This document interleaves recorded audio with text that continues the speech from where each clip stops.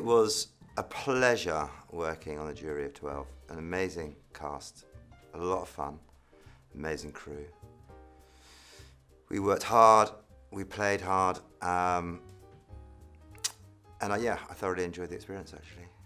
When I first read the script, I was like chuffed that I was juror number 3. I felt a little bit of a connection to his compassion and empathy and his story with his own daughter.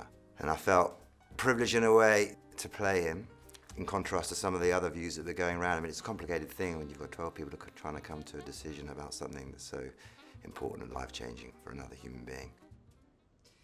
I was in that courtroom and I saw my daughter up there. Yeah, I'm estranged from her, but I still love her. And if she was up there for defending herself, then would I want to put her in jail for life? That scumbag is dead, but that girl needs a chance at life, which you don't want to give her. I know a couple of bus drivers, which is how I began thinking about, and actually they're quite different characters, so it's kind of blended them of both of them in a way. And not that the character's just a bus driver, in fact, it's irrelevant that he's a bus driver, but that was a kind of little nudge in. And then he's just a guy he's estranged from a daughter he loves very much, and that he has a lot of kind of guilt about the fact that he hasn't brought her up and maybe given her a life and given her the right sort of guide and direction in life, and she could easily be the one that's there on the trial. You know, just one single moment changes in time and your whole life is flipped around.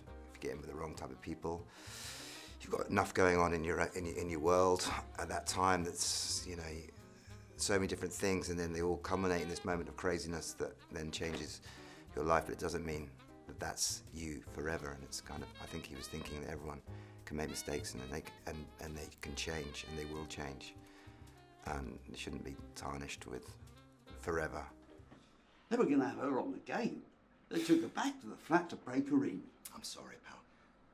I don't think that was the case. I agree with you. She's a mixed up kid who got in over her head. But I draw the line at all that other stuff they're trying to make up. Yeah, right.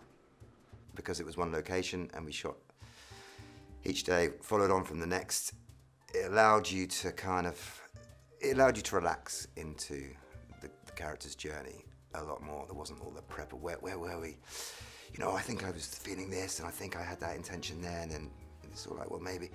So it was a lot easier to work that way. His angle was, that's why you have a jury of 12. His angle was the more compassionate, the more understanding in terms of how I want audiences to go away. I want to think about these kind of things. It's not as simple, it's not as black and white, it's not as clean cut as, yes, you're guilty, no, you're not. There's so many different complex things, and prison ultimately is not the right way to deal with that. It's about help, it's about healing. Who in their right mind tries to hang themselves or drown themselves? And then besides that, I mean, her mother's been acting as a minder for the previous 2 years, hardly letting her out of her sight. I mean, that tells me a lot about this kid's state of mind. I mean, every film is different, everything is different. It depends how, if you can find the character quickly, if you know it, you know them straight away. And then the lines are well written, then the process is enjoyable, and I couldn't really say how many hours it takes. I mean, obviously learning lines. The things with film, I mean, we shot quite a lot of pages per day. I mean, normally you would have not so much. You don't, depending on how much you need to learn. I don't like to learn lines too far in advance and have them too sort of stuck in my head. So quite often you'll be kind of learning them whilst in makeup, if it's just a page or two for that day. And if they're well written, they would just stay. And if the responses to the other characters' lines, if they're well written, it'll be your natural response anyway, so it'll come straight out. I don't follow a specific method or style. I've trained in them all, and for me, every film, every story, every character requires a different approach, and that can be fluid throughout the shoot. It depends. Sometimes if it's a very emotional or a very difficult scene, it's easier to stay in character, which is in between takes, to keep that there. But I'm quite playful. I enjoy. I don't need to stay in character. I can jump in and out. And for me, acting is going to be different every take you do, because it's just playing a truth within the moment every time. Truth is the most important thing.